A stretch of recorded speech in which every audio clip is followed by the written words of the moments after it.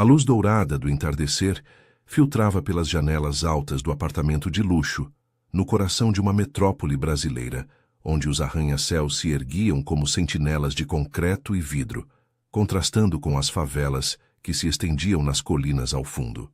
O bairro de elite, com suas ruas arborizadas e porteiros uniformizados, pulsava com o burburinho discreto de quem podia pagar pelo silêncio. Era o tipo de lugar onde o dinheiro comprava privacidade, mas não apagava as rachaduras da alma humana. Ricardo Almeida, um homem de 40 e poucos anos, alto e impecavelmente vestido em um terno sob medida, andava de um lado para o outro na sala de estar ampla, decorada com móveis importados e obras de arte que custavam fortunas. Seus cabelos grisalhos nas têmporas lhe davam um ar de sofisticação madura, mas os olhos castanhos carregavam uma inquietação constante, como se o peso de suas decisões o corroesse por dentro. Ele era o dono de uma rede de construtoras que moldara boa parte da cidade, erguendo torres que abrigavam os ricos, enquanto os pobres lutavam por um teto. Sua vida era um império construído sobre contratos milionários e favores políticos. Mas em casa, o castelo ruía devagar. No sofá de couro italiano, sua esposa, Laura, de 35 anos, repousava com as mãos sobre a barriga proeminente. Grávida de 8 meses, ela exibia uma beleza serena, com cabelos castanhos ondulados caindo sobre os ombros e um sorriso que ainda iluminava os dias mais cinzentos. Laura viera de uma família de classe média, uma professora de literatura que abandonara a carreira para apoiar o marido nos anos de ascensão.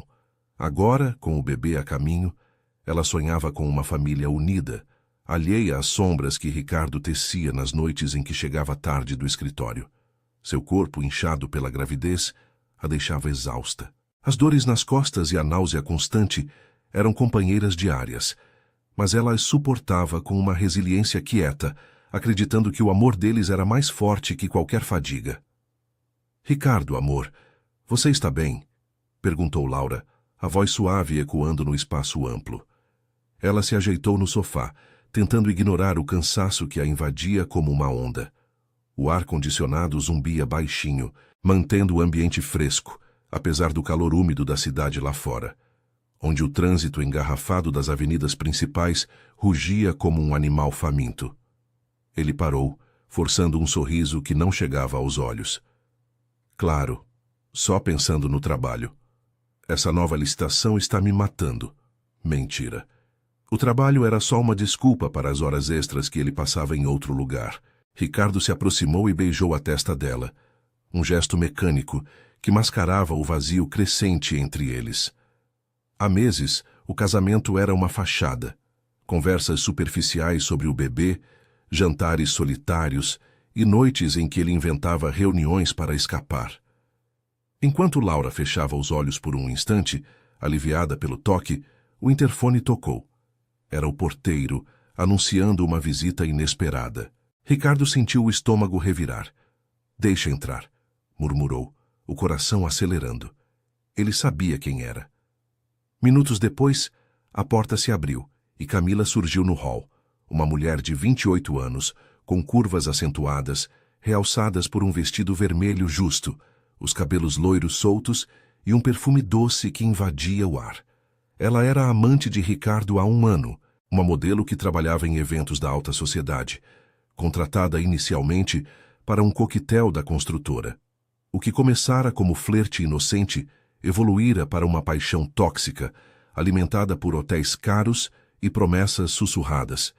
Camila representava para ele a liberdade que o casamento lhe negava, juventude, excitação, uma fuga das responsabilidades que Laura carregava sozinha.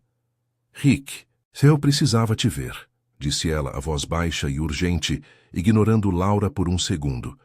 Seus olhos azuis brilhavam com uma mistura de desejo e ciúme. Ela cruzou a sala com passos confiantes, as unhas vermelhas tamborilando na bolsa de grife que ele lhe dera. Laura abriu os olhos, surpresa. "Quem é você?" perguntou, sentando-se devagar, uma mão protetora na barriga. O tom era educado, mas havia uma ponta de confusão, como se o mundo perfeito que ela imaginava começasse a rachar. Ricardo congelou. o pânico subindo pela espinha. Ela é uma colega de trabalho. Veio trazer uns documentos. Ele gesticulou vagamente para a mesa de centro, mas suas mãos tremiam levemente. Camila riu, um som leve e provocador que cortou o ar como uma lâmina. Documentos? Ah, Rick, para com isso. Ela se aproximou dele, ignorando o protocolo, e envolveu os braços ao redor de sua cintura, encostando a cabeça em seu peito. O abraço era íntimo, possessivo, o tipo que não se dá a colegas. Eu não aguento mais esses joguinhos. Você prometeu que ia contar tudo para ela. Laura piscou, o rosto empalidecendo. O mundo pareceu girar. Ela tentou se levantar, mas uma tontura súbita a atingiu, como se o chão se dissolvesse sob seus pés. A gravidez a deixava vulnerável, o estresse e a pressão sanguínea instável que o médico alertara. O quê? Ricardo. Sua voz saiu fraca, os olhos se enchendo de lágrimas enquanto via o marido retribuir o abraço de Camila, os dedos dele se demorando nas costas dela por um segundo a mais. Laura, espera.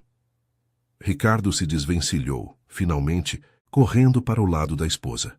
Mas era tarde. O corpo dela amoleceu, os olhos revirando enquanto desmaiava no sofá, a cabeça tombando para o lado.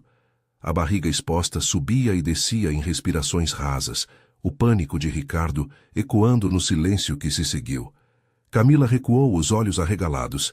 Meu Deus, o que eu fiz? Murmurou, mas havia um traço de satisfação em sua voz, como se o caos fosse o catalisador que ela desejava.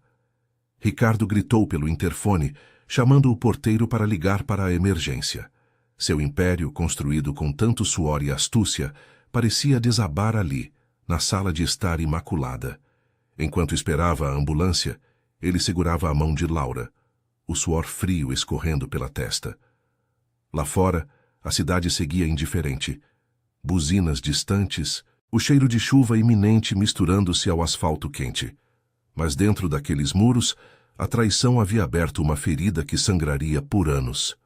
Os paramédicos chegaram em minutos, o sirene cortando o ar noturno. Laura foi levada para o hospital particular no centro da cidade, um prédio moderno com salas brancas e equipamentos de ponta, onde os ricos recebiam tratamento VIP. Ricardo a seguiu de carro. Camila esquecida no apartamento, mas o peso da culpa o esmagava. No caminho, ele ligou para o advogado, a mente já calculando danos, divórcio, pensão, escândalo público. Sua fortuna, acumulada em obras que beneficiavam poucos, agora ameaçava evaporar. No hospital, os médicos estabilizaram Laura, mas o desmaio fora um aviso, estresse extremo, risco para o bebê. Ela acordou horas depois, os olhos vidrados encontrando os de Ricardo na penumbra do quarto. Por quê? Sussurrou ela, a voz rouca, o coração partido ecoando mais alto que qualquer monitor. Ele não respondeu. Naquele momento, o milionário percebeu que o abraço fatal havia selado seu destino. O que viria a seguir seria uma queda livre, onde o dinheiro não compraria a redenção. A cidade, com suas luzes piscantes vistas da janela do hospital, parecia zombar dele, um lembrete de que, no fim, todos caíam sozinhos. O quarto do hospital particular cheirava a antisséptico e flores murchas, um aroma que se misturava ao zumbido constante dos monitores cardíacos. As paredes brancas, decoradas com quadros abstratos para disfarçar a frieza institucional, refletiam a luz fraca do amanhecer que se infiltrava pelas persianas semiabertas. Lá fora, a metrópole acordava devagar. O ronco distante dos caminhões de lixo nas ruas largas, o cheiro de pão fresco das padarias de elite e o burburinho inicial dos motoristas particulares levando executivos para o trabalho. Mas dentro daquele espaço confinado, o tempo parecia parado, suspenso na dor crua que pairava entre Ricardo e Laura. Laura piscou devagar, os olhos inchados de lágrimas secas e fadiga. A intravenosa no braço direito latejava levemente e a barriga ainda formigava com o eco do desmaio. O bebê se mexera durante a noite, um chute fraco que a ancorara à realidade. Mas agora tudo parecia distante, como se seu corpo fosse uma concha vazia. Ela virou o rosto para Ricardo, que estava sentado na poltrona ao lado da cama, as mãos entrelaçadas e o terno amarrotado da noite anterior. Seus olhos, vermelhos de noite sem dormir, evitavam os dela. Você me deve uma explicação, disse ela, a voz rouca e entrecortada como se cada palavra doesse na garganta. Não era um grito, era pior, uma quietude ferida que cortava mais fundo que qualquer acusação. Laura sempre fora a âncora da família, a que mediava brigas com paciência, a que perdoava os atrasos dele com um sorriso. Mas agora, com o coração em pedaços, ela sentia uma raiva nova brotando, misturada ao medo pelo filho que carregava. Ricardo engoliu em seco, o colarinho da camisa apertando como uma corda. Ele se inclinou para a frente, tentando tocar a mão dela, mas Laura recuou instintivamente, o gesto como uma barreira invisível. Laura, por favor. Foi um erro. Camila é só uma distração, nada mais. Eu te amo, você e o bebê. Podemos superar isso. Eu contratei o melhor advogado, vamos resolver tudo discretamente, ninguém precisa saber. Ela riu, um som amargo e curto que ecoou no quarto. Discretamente? Como se o mundo lá fora não fosse devorar isso. Eu vi, Ricardo. Eu vi você a abraçando como se eu não existisse, enquanto eu carregava nosso filho, você. As palavras falharam, e ela fechou os olhos, uma lágrima escorrendo pela bochecha. O médico entrara mais cedo, alertando sobre o risco de parto prematuro. O estresse poderia complicar tudo, mas como ignorar a traição que pulsava como uma ferida aberta? Antes que ele pudesse responder, a porta se abriu com um rangido suave. Era Sofia, a melhor amiga de Laura desde os tempos da faculdade, uma enfermeira de 36 anos que trabalhava no mesmo hospital. Sofia era o oposto de Laura, prática, de cabelos curtos e práticos, vestindo o uniforme azul que cheirava a sabão hospitalar. Ela viera correndo assim que soube, deixando o plantão noturno para trás. Seus olhos castanhos, cheios de preocupação, varreram o quarto antes de se fixarem em Ricardo com uma frieza calculada. Laura, como você está se sentindo? Perguntou Sofia, aproximando-se da cama e ignorando Ricardo deliberadamente. Ela ajustou o travesseiro sob a cabeça da amiga, um gesto simples que transmitia anos de cumplicidade. Sofia viera de uma família humilde das periferias da cidade, lutando contra o preconceito para se formar em enfermagem, e sempre admirara a resiliência de Laura. Agora, via nela o reflexo de tantas mulheres que atendia, traídas, exaustas, mas fortes o suficiente para recomeçar. Cansada, Sofia, muito cansada, murmurou Laura, estendendo a mão para a amiga. O toque era um bálsamo, um lembrete de que nem tudo estava perdido. Ele tem outra. Há quanto tempo, Ricardo? Me diz a verdade, pelo menos uma vez. Ricardo se levantou, o rosto corando de frustração. Ele andou até a janela, olhando para o horizonte de prédios espelhados que ele mesmo ajudara a erguer. A cidade se estendia abaixo, um labirinto de contrastes. Os condomínios de luxo como o dele, isolados por grades altas, e as comunidades carentes nas encostas, onde o saneamento básico era um luxo. Sua fortuna viera de projetos que prometiam progresso, mas often beneficiavam só os acionistas. Agora, tudo isso parecia vão. Um ano, talvez. Foi um erro, Laura. Ela não significa nada. Eu estava estressado com o trabalho, as pressões. Você sabe como é. Sofia bufou cruzando os braços. Estressado? Que desculpa patética. Laura está aqui, grávida de 8 meses, desmaiando por sua causa, e você fala de estresse? Saia daqui, Ricardo. Deixe ela descansar. Você já causou estrago suficiente. Ele virou-se, os punhos cerrados. Isso não é da sua conta, Sofia. Eu sou o marido dela. Mas sua voz tremia, traída pela culpa que o corroía. Ele pensara em ligar para Camila durante a noite, mas o telefone ficara mudo no bolso. Agora, o silêncio era ensurdecedor. Laura ergueu a mão, interrompendo a discussão. Não, Sofia. Deixe ele falar. Mas ouça bem, Ricardo. Eu não vou fingir que nada aconteceu. Amanhã, quando eu sair daqui, vou para a casa da minha mãe. Preciso de espaço. E o bebê. Ele vai ter um pai, mas não um mentiroso. Se você quer consertar isso, prove. Sem advogados, sem dinheiro, resolvendo tudo. Prove com ações. O peso das palavras dela o atingiu como um soco. Ricardo assentiu devagar, mas por dentro o pânico crescia. Ele sabia que o escândalo vazaria. Camila não era do tipo que ficava quieta. Já imaginava os tabloides da alta sociedade, os colegas de negócios sussurrando nos coquetéis. Sua rede de construtoras dependia de reputação imaculada, de favores com políticos corruptos que ele cultivava em jantares caros. Um divórcio público poderia derrubar contratos, ações despencando como dominós. Sofia ficou ao lado de Laura, ajudando-a a beber um gole d'água do copo na mesa de cabeceira. Você é forte, amiga. Lembra daquela vez que eu perdi o emprego na clínica e você me ajudou a me reerguer? Agora é a minha vez. Eu cuido de você aqui. E se precisar, tem uma vaga no meu apartamento na Vila Madalena, pertinho do metrô. Nada de luxo, mas é seguro, com vizinhos que se importam de verdade. Laura sorriu fracamente, o primeiro vislumbre de alívio em horas. A Vila Madalena, com suas ruas estreitas, cheias de grafites coloridos e bares boêmios, era um mundo à parte do glamour artificial do bairro de Ricardo.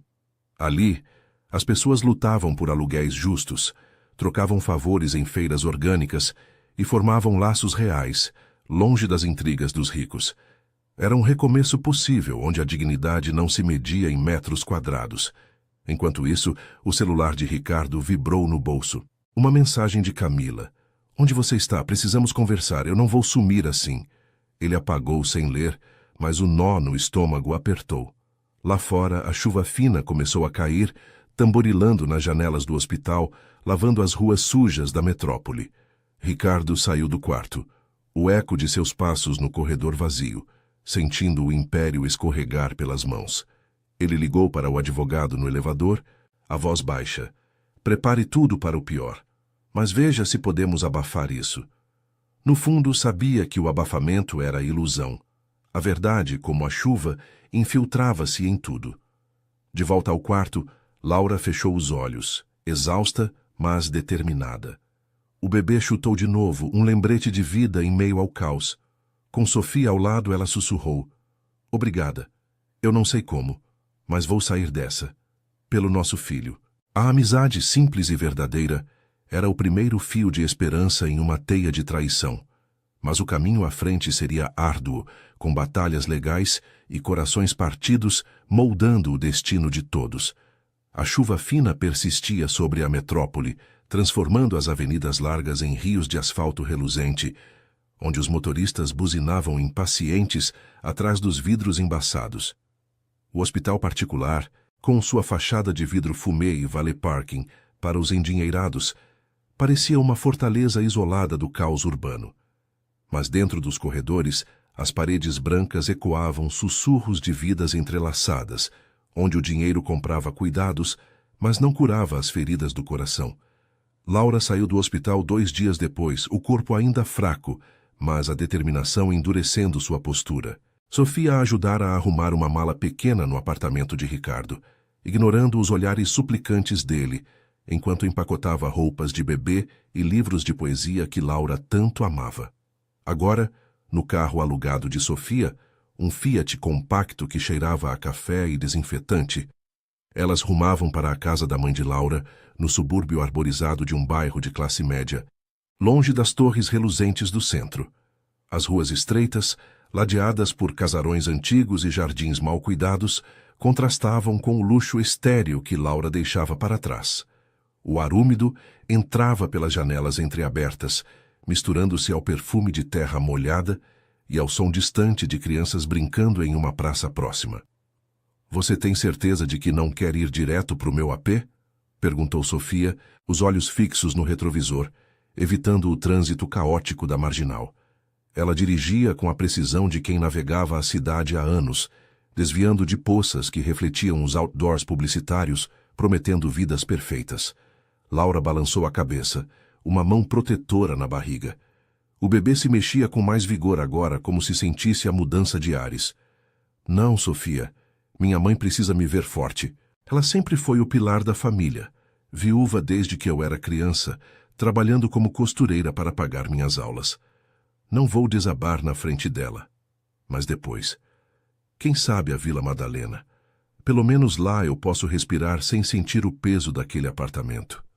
A casa da mãe de Laura era um sobrado modesto na Rua das Acácias, com paredes caiadas e um portão de ferro enferrujado que rangia ao abrir. Dona Helena, uma mulher de 60 anos com cabelos grisalhos presos em um coque prático e mãos calejadas de anos de agulhas e linhas, esperava na varanda, os braços cruzados sobre o avental florido. Seus olhos, iguais aos de Laura, se encheram de lágrimas ao ver a filha descer do carro, o passo lento pela gravidez avançada. Helena abraçou Laura com força, ignorando o volume da barriga, como se quisesse absorver toda a dor dela. Minha filha, entre, venha. Eu preparei o quarto antigo para você, disse Helena, a voz rouca de emoção, guiando Laura para dentro. A sala de estar era simples, sofá de veludo gasto, uma TV antiga sintonizada em uma novela das 6 e fotos emolduradas de família nas paredes. Laura criança, o pai ausente, momentos felizes que agora pareciam distantes. O cheiro de feijão cozinhando na cozinha invadia o ar, um conforto caseiro que contrastava com os jantares gourmet de Ricardo. Sofia ficou para ajudar, arrumando a mala enquanto conversava com Helena em voz baixa. Ele é um canalha, dona Helena. Mas Laura é durona, vai se reerguer como sempre. Helena assentiu, os lábios apertados. Eu sempre soube que havia algo errado. Aqueles presentes caros, as viagens de negócios. Mas ela acreditava no amor. Agora, o neto vem aí e eu não vou deixar que ele sofra por causa de um homem que só pensa em si. Ela serviu chá de erva cidreira na mesa de fórmica, as xícaras lascadas testemunhas de uma vida de economia forçada. Helena criara Laura sozinha, após a morte do marido, em um acidente de trabalho na fábrica, lutando contra contas e preconceitos em um bairro onde viúvas eram vistas como fardos. Sua resiliência era o espelho que Laura agora precisava. Enquanto isso, do outro lado da cidade, Ricardo enfrentava o primeiro golpe real. Seu escritório na Avenida Paulista, um prédio envidraçado com vista para o Vale do Anhangabaú, fervilhava de tensão. A secretária, uma jovem eficiente chamada Mariana, o esperava na recepção com uma pilha de jornais e um tablet aberto em uma notícia online. O título sensacionalista piscava: Empresário da construção em escândalo, traição e hospitalização de esposa grávida. Camila, furiosa com o silêncio dele, vazara a história para um tabloide de fofocas da elite, exagerando detalhes para se vingar da indiferença. Fotos borradas do abraço no apartamento circulavam, tiradas por um vizinho curioso. Senhor Almeida, a imprensa está na portaria. E o conselho de administração quer uma reunião urgente, disse Mariana, a voz baixa, os olhos evitando os dele. Ela era leal, mas o medo de demissões em massa a deixava nervosa. O escritório, com suas mesas de mogno e telas panorâmicas mostrando projetos de condomínios de luxo, agora parecia uma armadilha. Ricardo entrou na sala de reuniões, o suor frio escorrendo pelas costas, apesar do ar-condicionado gelado. Os diretores, homens de ternos caros e relógios de ouro, o encaravam com frieza. O presidente, um investidor idoso chamado Sr. Vargas, tamborilava os dedos na mesa de conferência. Ricardo, isso é um desastre. Nossos contratos com a prefeitura dependem de imagem limpa. Favores políticos, licitações... Tudo pode ir para o ralo se o escândalo explodir. Camila, sério? Ela é conhecida nos círculos errados, disse Vargas, a voz grave ecoando no silêncio. Ele viera de uma família de imigrantes portugueses, construindo fortuna em tijolos e cimento, e não tolerava fraquezas que ameaçassem o império. Ricardo sentou-se, as mãos trêmulas sobre os papéis. Eu controlo isso. Advogado já está no caso. Pagamos indenizações, abafamos a mídia. É só um boato. Mas as risadas contidas o atingiram. Uma executiva jovem, Ana, interveio. Boato. Sua esposa está no hospital por sua causa. E o bebê? Isso não é só fofoca, é irresponsabilidade. Nossos acionistas estão vendendo ações. Perdi 10% só hoje. O celular de Ricardo vibrou. Uma mensagem de Laura. Não venha aqui. Fale com meu advogado. Quero separação total, incluindo a construtora que você prometeu para nossa família. Ele congelou. Laura, sempre mansa, agora canalizava a força de Helena. Ele tentara ligar durante a noite, mas ela bloqueara o número. De volta à casa de Helena, Laura descansava no quarto de solteiro, as paredes cobertas de pôsteres desbotados de livros clássicos. Sofia partira para o plantão, prometendo voltar à noite com comida de um boteco da vila. Helena sentou-se ao lado da cama, costurando uma manta para o bebê à luz de uma lâmpada fraca. Mamãe, e se eu não conseguir? Murmurou Laura, os olhos fixos no teto rachado. A chuva batia na janela, um ritmo que ecoava sua incerteza. Ela pensara em voltar para a sala de aula, talvez dar aulas particulares para pagar as contas. A gravidez a limitava, mas a independência era o preço da dignidade. Helena parou a agulha, tocando a mão da filha. Você vai sim. Lembra quando eu perdi tudo no incêndio da oficina? Costurei de novo, de casa em casa. A vida quebra, mas a gente remenda. E esse bebê? Ele vai ter uma mãe que luta, não que se esconde atrás de dinheiro sujo.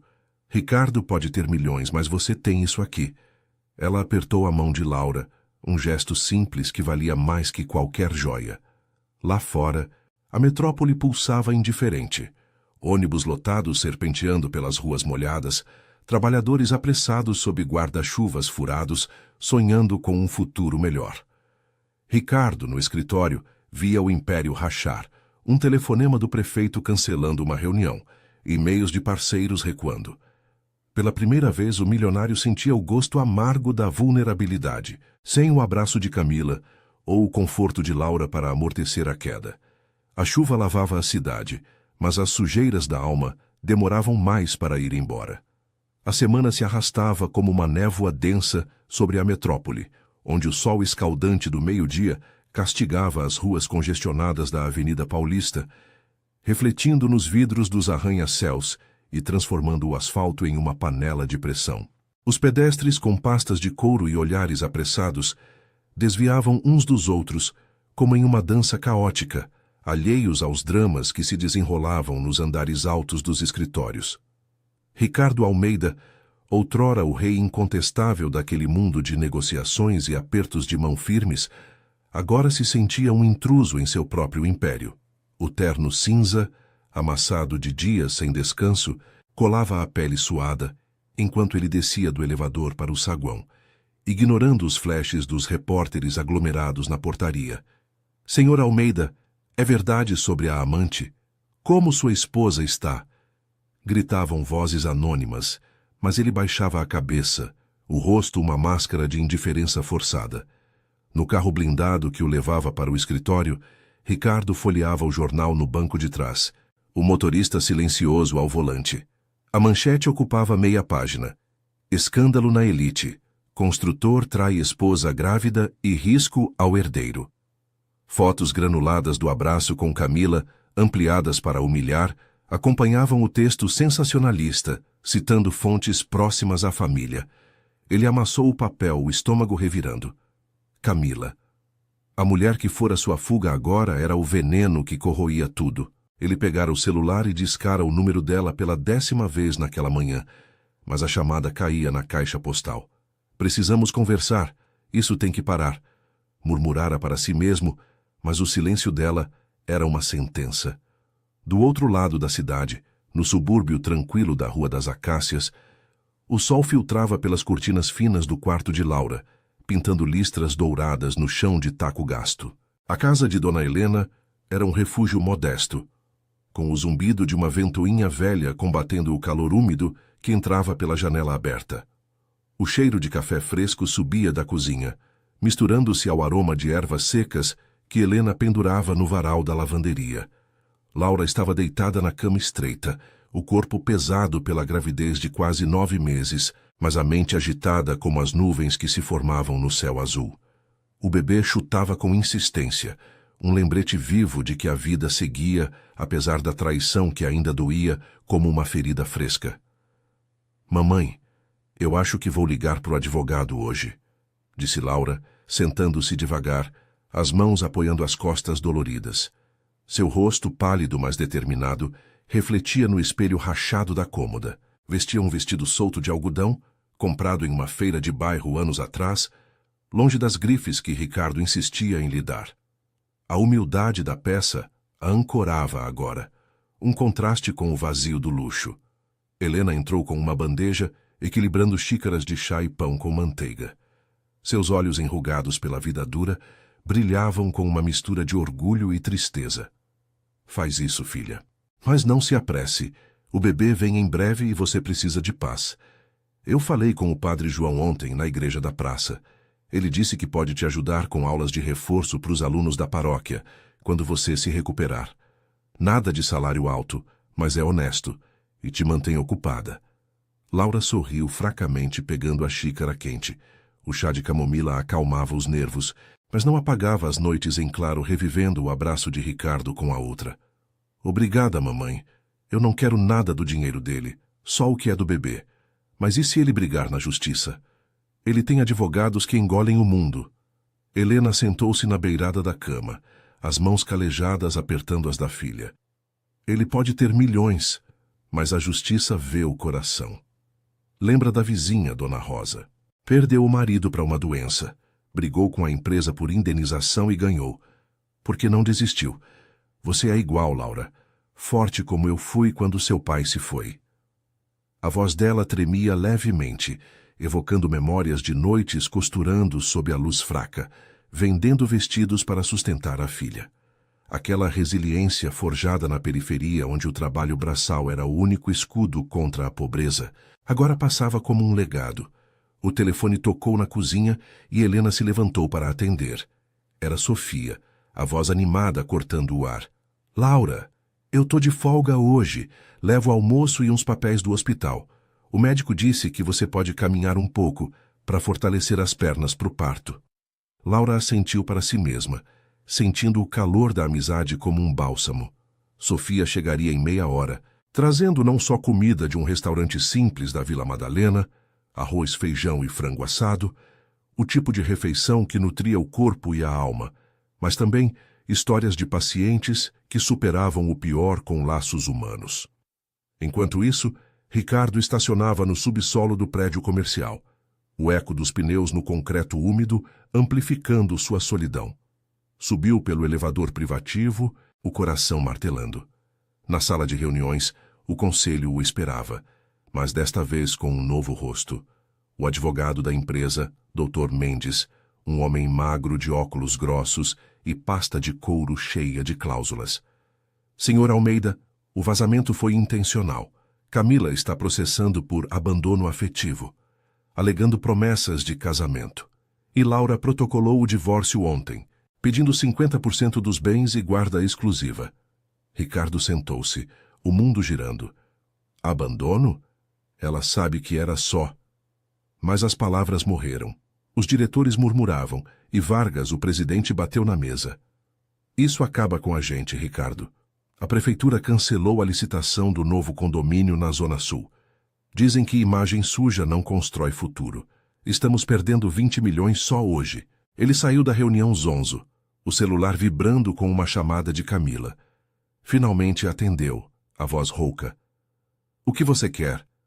Você destruiu tudo. Do outro lado da linha, em um café chique nos jardins, com mesas de mármore e garçons atenciosos, Camila ria baixinho, o batom vermelho destacando o sorriso vingativo.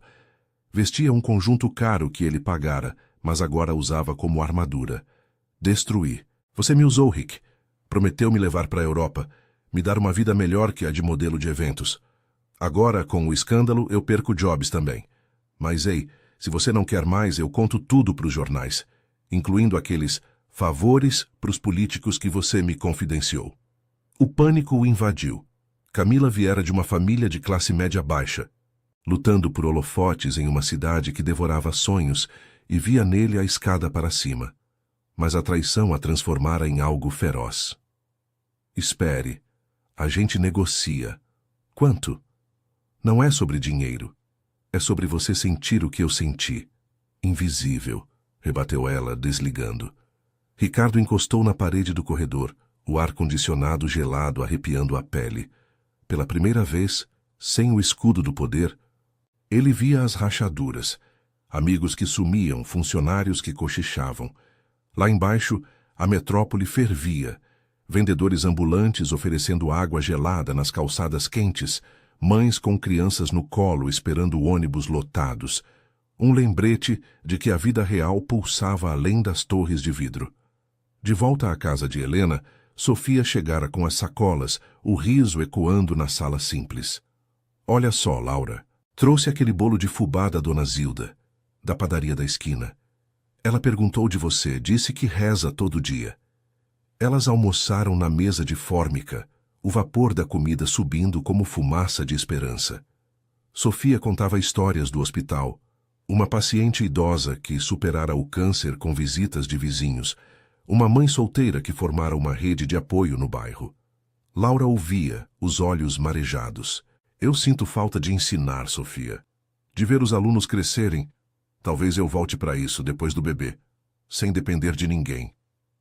O chute do filho a fez sorrir de verdade, pela primeira vez em dias. Helena observava das sombras da cozinha, costurando uma roupinha minúscula, o coração inchado de orgulho. A dor de Laura era um eco da sua própria, mas ali, entre mulheres que se erguiam juntas, nascia uma força nova. Enquanto o sol se punha, tingindo o céu de laranja sobre os telhados baixos do subúrbio, Ricardo dirigia sem rumo pelas ruas marginais, o trânsito parado como sua vida. Uma mensagem de Laura piscava no painel. Pelo bebê, assine os papéis, não por mim. Ele parou o carro em uma praça movimentada, onde famílias picavam churrasco em bancos de cimento, crianças correndo com pipas. Pela janela, viu um pai abraçando a filha, e o peso o esmagou. O império ruía, tijolo por tijolo, e pela primeira vez ele questionava se o dinheiro valera o preço da humanidade perdida. A noite caía devagar, as luzes da cidade acendendo como estrelas falsas, prometendo um amanhã incerto. O ar úmido da metrópole pairava pesado naquela tarde abafada, com o sol poente lançando sombras longas sobre as ruas movimentadas do subúrbio.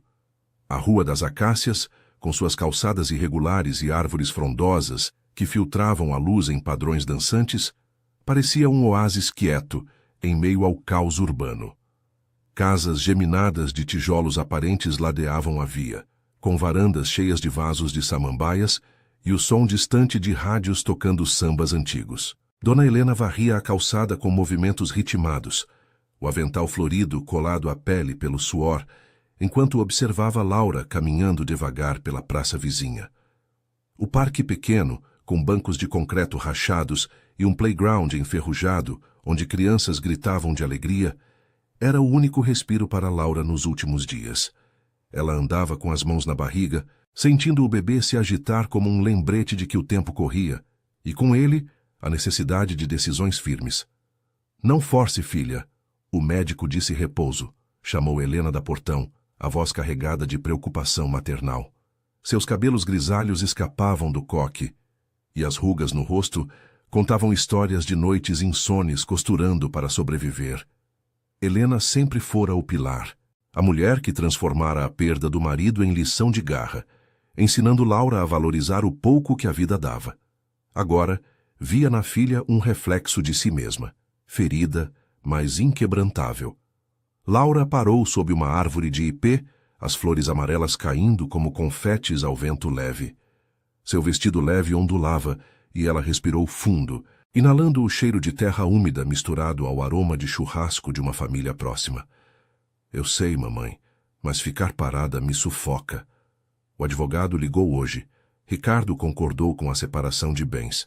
Metade da construtora para o bebê e pensão justa, sem brigas sujas.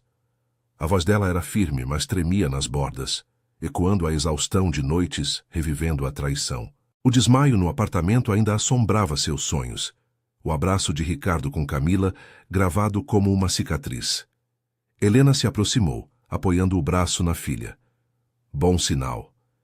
Ele está sentindo o chão tremer. Mas não confie 100%. Homens como ele acham que dinheiro compra perdão. Você merece mais que isso. Paz, uma vida simples, mas sua.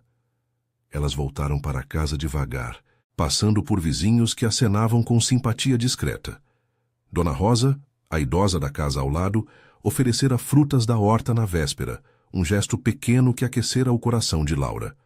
Naquele bairro de classe média baixa, onde aluguéis apertavam orçamentos e empregos instáveis, ditavam o dia a dia, a solidariedade era moeda corrente, trocas de favores em feiras de domingo, caronas em ônibus lotados, conversas na padaria que curavam feridas invisíveis. Dentro da casa, o telefone tocou cortando o ar com um trino insistente. Era Sofia, ofegante do outro lado da linha. Laura, você não vai acreditar. Eu ouvi no hospital. O escândalo explodiu de vez. A construtora de Ricardo perdeu o contrato com a prefeitura. Alguém vazou áudios de subornos para os políticos, coisas que ele confidenciou para aquela. Já para Camila. A mídia está em polvorosa. Ele está sendo investigado. Laura sentou-se no sofá gasto, o coração acelerando. O bebê chutou forte, como se sentisse a turbulência. Meu Deus! Ele merece, Sofia. Mas e o bebê? Se a empresa quebrar, a pensão? A voz falhou, misturando raiva e um resquício de pena pelo homem que um dia amara. Relaxa, amiga. O advogado garante que os bens são protegidos. E olha, eu marquei uma consulta para o pré-natal amanhã. Depois a gente passa na Vila Madalena. Tem uma creche comunitária lá que aceita mães solteiras e vagas para aulas de inglês. Você pode recomeçar, ensinar de novo. Sem luxos, mas com dignidade. Sofia, com sua energia prática forjada em plantões exaustivos no hospital público vizinho, era o farol que Laura precisava. Vinda das periferias, onde o SUS era o único salvador e amizades se forjavam em filas de espera, Sofia entendia a luta. Mulheres como elas, erguendo-se de cinzas sem heróis de capa. Enquanto isso, no coração pulsante da metrópole, o escritório de Ricardo na Avenida Paulista era um campo minado. O prédio envidraçado, com sua fachada reluzente refletindo o céu nublado, abrigava agora um frenesi de telefonemas e portas batendo. Ricardo andava de um lado para o outro na sala executiva, o ar-condicionado zumbindo inutilmente contra o suor que escorria por sua testa. Papéis espalhados na mesa de mogno mostravam relatórios financeiros em vermelho. Ações despencando 40%, investidores fugindo como ratos de um navio afundando. O terno impecável de outrora agora pendia folgado, como se o corpo carregasse o peso da ruína. A porta se abriu com violência e Sr. Vargas entrou, o rosto rubro de fúria, seguido pelo Dr. Mendes e 2 seguranças. Acabou, Almeida! A Polícia Federal está na portaria com mandado de busca. Aqueles áudios que vazaram, subornos para licitações, favores para vereadores. Você sujou a empresa inteira. Vargas, com sua gravata frouxa e sotaque carregado de anos em canteiros de obra, era o tipo de homem que construíra fortuna com unhas e dentes, sem piedade por fraquezas. Ele batera na mesa, ecoando o som como um tiro. O conselho te demitiu. Você perde tudo. Cargo, ações, a porra da reputação. E o divórcio? Laura leva metade, incluindo fatias da construtora que sobrar. Ricardo recuou, as pernas fraquejando. Ele se apoiou na janela, olhando para o vale abaixo. O Anhangabaú lotado de trabalhadores apressados, vendedores de rua gritando ofertas de lanches quentes, o metrô cuspindo multidões exaustas. A cidade que ele moldara com concreto agora o engolia. Foi ela, Camila. Ela me armou. Eu nunca. Mas as palavras soaram vazias até para ele. A culpa era um bolo de traições. O abraço no apartamento, as noites em hotéis caros, as promessas vazias que alimentaram o monstro da ambição. Dr. Mendes ajustou os óculos, a voz fria como o mármore do piso. Confesse e negocie, senão prisão por corrupção.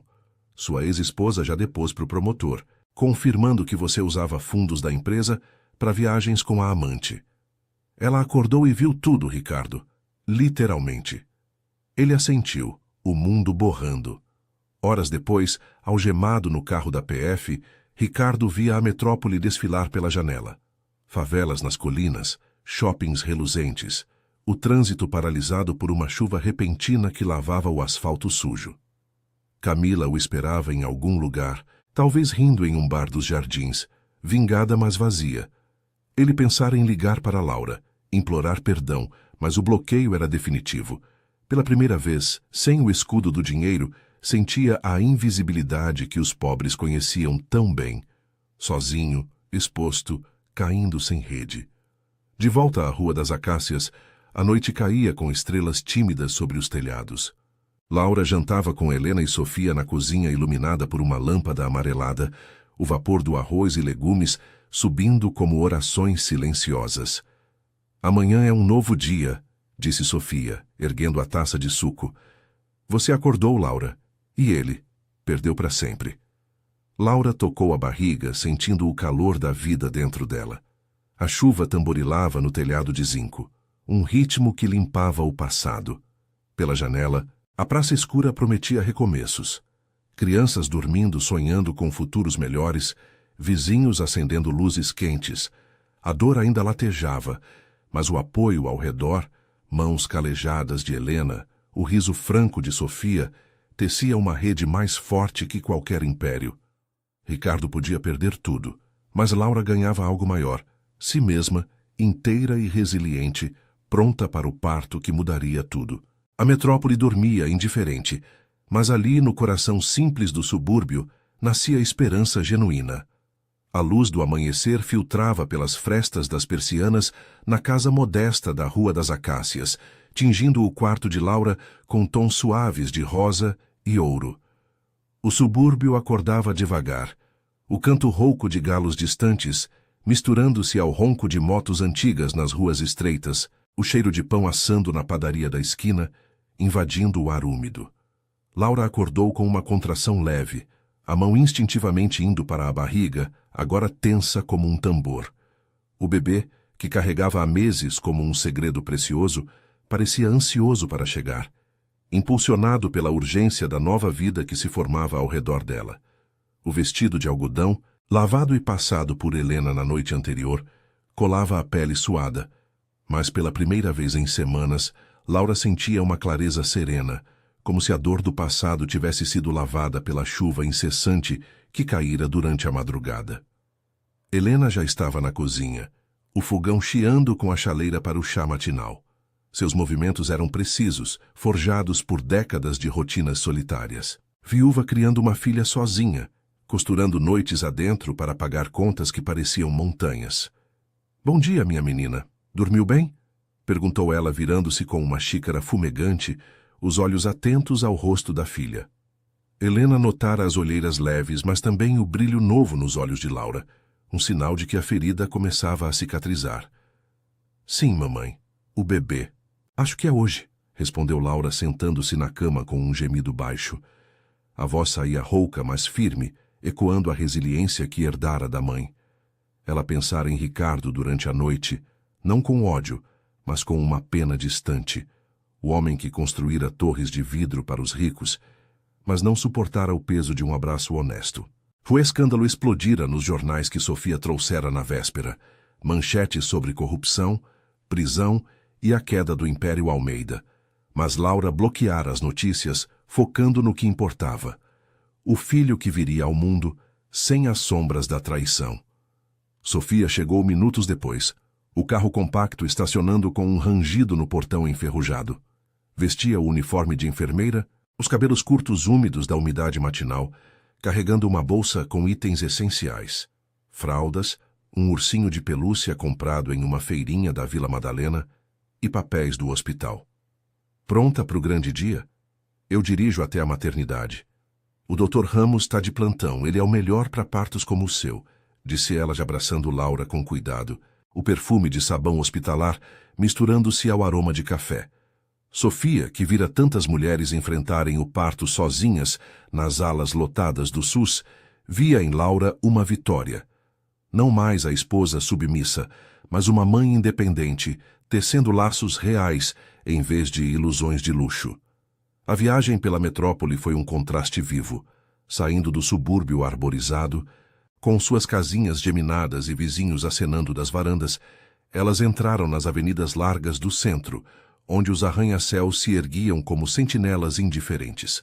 O trânsito engarrafado rugia com buzinas impacientes, motoristas suados atrás de vidros embaçados, enquanto outdoors anunciavam condomínios de elite, projetos da construtora de Ricardo, agora marcados com faixas de "em análise judicial". Laura apertou a mão de Sofia no banco do passageiro, as contrações intensificando como ondas que a preparavam para o que viria. "Obrigada por tudo. Sem você e a mamãe, eu não sei", murmurou ela, os olhos fixos na paisagem que mudava, das periferias com barracos improvisados para os bairros chiques, onde o asfalto reluzia sob o sol nascente. A maternidade particular, escolhida com o seguro que Laura ainda tinha, era um prédio moderno nos jardins, com salas climatizadas e enfermeiras atenciosas que contrastavam com o caos dos hospitais públicos que Sofia conhecia bem. Mas ali, no quarto de parto, o luxo se dissolvia na essência humana. O suor, os gemidos, a mão de Helena apertando a dela enquanto Sofia monitorava os sinais vitais. Horas se arrastaram em um borrão de dor e determinação, o monitor cardíaco bipando como um coração duplo. "Você consegue, Laura. Empurra, mais uma vez", incentivava Sofia, a voz firme, ecoando as noites em que apoiara mães imigrantes sozinhas, sem família por perto. O choro do bebê irrompeu no ar estéril, um som puro que cortou a tensão como uma lâmina de luz. Era um menino, rosado e vigoroso, com olhos castanhos que lembravam os de Laura. O médico o colocou nos braços dela, e pela primeira vez, lágrimas de alegria escorreram pelo rosto exausto. "Olá, meu amor, eu sou sua mãe, e vamos ser felizes", sussurrou ela, beijando a cabecinha úmida. Helena chorava baixinho ao lado, as mãos calejadas tocando o neto com reverência, enquanto Sofia ajustava o cobertor, um sorriso largo iluminando o rosto marcado por plantões intermináveis. Enquanto isso, do outro lado da cidade, Ricardo saía da delegacia federal em um táxi comum, o primeiro em anos sem motorista particular. O prédio cinzento, com grades altas, e o cheiro de desinfetante misturado a cigarro, ficava na Zona Sul, perto de favelas onde seus projetos de revitalização haviam deslocado famílias inteiras. Algemado brevemente durante o interrogatório, ele agora usava roupas civis amarrotadas, o terno de grife substituído por uma camisa barata comprada às pressas. A investigação o acusava de corrupção ativa, lavagem de dinheiro e evasão fiscal, crimes que sustentavam seu império, mas que Camila, em fúria vingativa, havia delatado com áudios gravados em segredo. "Eu perco tudo por causa de você", murmurara ela em uma ligação final antes de sumir para um emprego em outra cidade, deixando-o com o vazio de sua própria ganância. Sem casa, o apartamento fora embargado. Ricardo dirigiu para um motel barato na Marginal, o tipo de lugar onde casais discretos se escondiam, mas agora um refúgio para um homem quebrado. O quarto cheirava a mofo e cigarro velho, com uma cama dura e uma TV chiando notícias sobre sua queda. Milionário preso, fim da era Almeida. Ele sentou-se na beirada, o celular vazio de contatos, amigos evaporados, família distante, Camila bloqueada. Pensou em Laura, no bebê que nunca veria crescer sem permissão judicial. O abraço fatal no apartamento ecoava como um veredicto. Ele perdera não só a fortuna, mas a humanidade que o dinheiro mascarara. Lá fora, o trânsito da Marginal rugia, caminhoneiros exaustos transportando cargas para os confins da metrópole, vida simples que ele nunca compreendera. Dias depois, Laura saiu da maternidade com o filho nos braços, Helena carregando a bolsa e Sofia abrindo a porta do carro. Elas rumaram para a Vila Madalena, onde Sofia arranjara um apartamento pequeno, mas acolhedor, paredes com grafites artísticos, vizinhos que trocavam fraldas por aulas de reforço, uma comunidade onde a solidariedade curava feridas. Ricardo, liberado sob fiança, mas com bens congelados, vagava pelas ruas anônimas, buscando um emprego humilde em uma obra menor, tijolos nas mãos, pela primeira vez sentindo o suor real do trabalho. Ele assinara os papéis do divórcio, cedendo tudo para Laura e o bebê, um ato final de rendição. Na praça da vila, sob o sol filtrado pelas árvores, Laura sentou-se em um banco, o filho dormindo no colo. Helena e Sofia ao lado, rindo de uma piada boba sobre fraldas, teciam o futuro. Aulas particulares para Laura, costuras para Helena, plantões para Sofia. A metrópole pulsava ao redor, ônibus lotados, mercados barulhentos, sonhos tecidos em meio à injustiça. Mas ali, no círculo de mãos unidas, a resiliência vencia. Ricardo perdera tudo para sempre, mas Laura ganhara uma vida verdadeira, digna, compassiva, transformada pelo amor que o dinheiro nunca comprara. O vento leve carregava o choro distante de outras crianças, um coro de esperança na cidade que, apesar de tudo, renascia a cada amanhecer. A brisa úmida do litoral carregava o cheiro salgado do mar, misturado ao asfalto quente da avenida principal de Maré Alta, uma metrópole costeira no sul do Brasil, onde arranha-céus de vidro reluziam ao lado de bairros periféricos esquecidos. Era fim de tarde, e o sol poente tingia de laranja as ruas movimentadas, cheias de carros de luxo e ônibus lotados que disputavam espaço. No topo de um condomínio de alto padrão na Zona Sul, vivia Ricardo Almeida, um homem de 45 anos que construíra um império no ramo de importação de eletrônicos. Seu apartamento, com vista para o Oceano Atlântico, era um oásis de sofisticação. Móveis italianos, obras de arte nas paredes e uma adega que valia mais que o salário anual de dezenas de famílias da região. Ricardo era alto, com cabelos grisalhos bem aparados e um terno sob medida que disfarçava a barriga incipiente. Aos olhos do mundo, ele era o exemplo do sucesso. Casado com Ana, uma mulher de 32 anos que carregava no ventre o primeiro filho do casal e dono de uma rede de lojas que se espalhava por toda a costa. Mas por trás das portas de vidro fumê, a realidade era outra. Ana, com sua pele morena e olhos cansados, passava os dias em uma rotina de solidão disfarçada de conforto. Grávida de 7 meses, ela se movia devagar pela sala ampla, as mãos apoiando a barriga arredondada, enquanto olhava pela janela o movimento incessante da cidade. O apartamento era impecável, mas vazio, como seu casamento. Tudo mudara há 2 anos quando Ricardo conhecera Lívia, sua amante. Lívia era jovem, 28 anos, loira e cheia de energia, uma influenciadora digital, que vivia de posts patrocinados em praias e festas exclusivas. Eles se encontraram em um evento de networking na Orla, e desde então, Ricardo dividia seu tempo entre a família e os encontros clandestinos em hotéis de luxo nos arredores da cidade. Lívia exigia exclusividade, ciúmes que beiravam o veneno. "Eu não divido você com ninguém", sussurrava ela, os dedos traçando o colar de diamantes que ele lhe dera. Ricardo, embriagado pelo frescor dela, prometia mundos, mas voltava para casa com mentiras tecidas como teias. Naquela noite, o ar-condicionado zumbia baixo, combatendo o calor úmido que subia do mar. Ana preparava o jantar na cozinha americana, o som de panelas ecoando no silêncio. Ela vestia um vestido solto de algodão, os pés inchados apoiados em chinelos gastos. "Ricardo, você vai chegar tarde de novo?" perguntou ela, a voz suave, mas carregada de uma fadiga que ele ignorava. Ele estava no escritório adjacente, ao telefone com Lívia, rindo de algo banal. Desligou abruptamente e entrou na cozinha, o rosto endurecido. "Preciso viajar amanhã, Ana. Negócios em Porto Alegre", mentiu ele, sem olhar nos olhos dela. Ana parou de mexer o arroz, sentindo o peso da barriga. "De novo? O bebê está quase chegando, Ricardo. Eu preciso de você aqui." As palavras saíram como um sussurro, mas para ele soaram como acusação. Ricardo odiava aquilo, a dependência, a rotina que o sufocava. Pensou em Lívia esperando por ele em um bar chique na praia de Boa Vista, com seu vestido curto e sorriso predatório. "Você não entende, Ana. Isso é pelo nosso futuro, pelo nosso filho." A discussão escalou devagar, como uma onda que ganha força. Ana insistiu, lágrimas brotando nos olhos. "Você muda, Ricardo. Antes você era presente. Agora é como se eu fosse invisível." Ele bufou o estresse do dia, uma negociação falha com fornecedores asiáticos, fervendo por dentro. "Invisível, eu te dou tudo.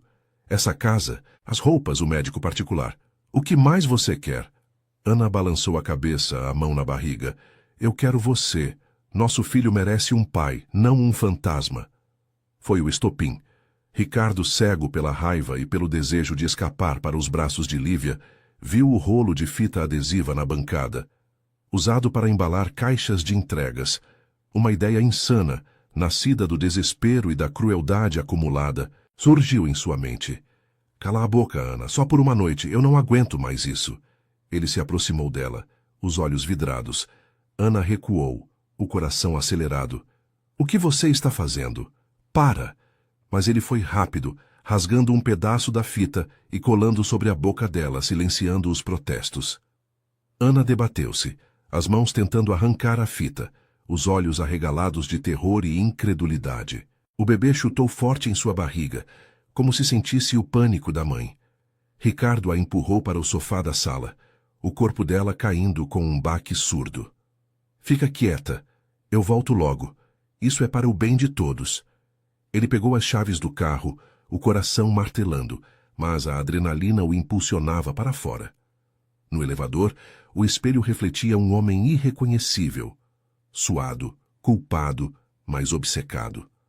Lá fora, o ar noturno era pegajoso, e ele dirigiu pela avenida iluminada por neon, rumo ao encontro com Lívia. No bar, sob as luzes coloridas e o som de ondas ao fundo, ela o esperou com um coquetel na mão. Demorou, amor. O que houve? Ricardo sorriu forçado, beijando-a. Nada. Só o de sempre. Agora sou todo seu. Enquanto isso, no apartamento, Ana arrancou a fita com unhas trêmulas, o rosto marcado por vergões vermelhos. Lágrimas escorriam, misturadas ao muco do pavor.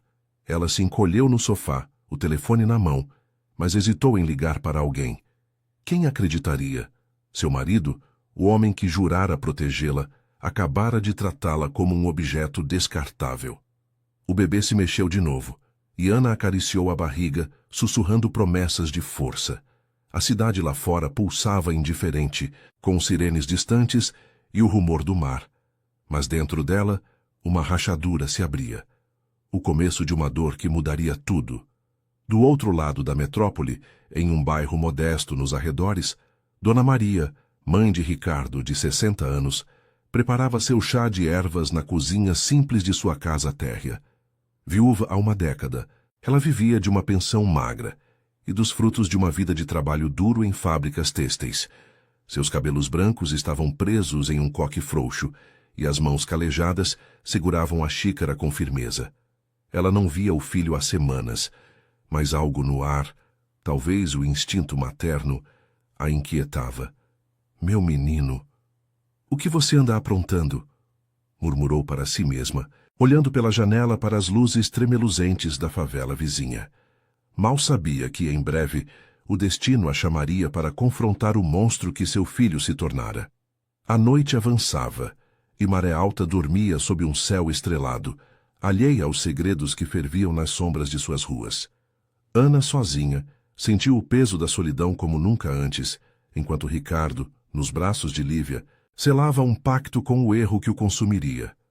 A manhã seguinte amanheceu cinzenta em Maré Alta, com nuvens baixas pairando sobre o oceano como um manto de melancolia. A umidade grudava na pele, e o som das ondas quebrando na praia ecoava distante, misturado ao burburinho dos ônibus que serpenteavam pelas avenidas lotadas. No apartamento de Ricardo, o sol filtrava pelas cortinas semiabertas, iluminando o sofá onde Ana passara a noite inteira. Seus olhos inchados de choro fixavam o teto branco, enquanto a barriga se contraía em espasmos leves, não de dor, mas de uma ansiedade que o bebê parecia compartilhar. A fita adesiva deixara marcas vermelhas na pele ao redor da boca, como um estigma que ela cobria com a mão trêmula toda vez que se olhava no espelho do banheiro. Ana se levantou devagar, os pés doendo contra o piso frio de mármore. A cozinha, ainda com o cheiro rançoso do arroz não terminado da noite anterior, parecia um campo de batalha abandonado. Ela ligou a cafeteira por hábito, mas o estômago revirava só de pensar em comer. Como ele pôde? Murmurava para si mesma, a voz rouca e baixa, como se temesse acordar o fantasma do marido. 8 anos de casamento e agora isso. Um ato de violência que a deixava questionando tudo. Ela pegou o celular, rolando pela agenda até o número da cunhada, mas hesitou. Contar significaria admitir a fraqueza, expor o luxo ilusório em que vivia. Em vez disso, ligou para o médico particular, marcando uma consulta para mais tarde. Só para checar o bebê, disse ao telefone, forçando um tom calmo. Do outro lado da cidade, Ricardo acordava no quarto de hotel à beira-mar, o corpo entrelaçado ao de Lívia. O ar-condicionado zumbia, combatendo o calor que já se insinuava pelas janelas, com vista para a praia de Boa Vista. Lívia, nua sob os lençóis de linho egípcio, traçava círculos preguiçosos no peito dele com as unhas pintadas de vermelho. Você foi incrível ontem, amor. Esqueceu aquela chata em casa? Provocou ela, os olhos verdes brilhando com uma mistura de satisfação e posse. Ricardo riu, mas o som saiu forçado, ecoando a culpa que começava a roer por dentro. Ele se espreguiçou, olhando o relógio. 9 horas. Ana provavelmente já estaria de pé, fingindo normalidade.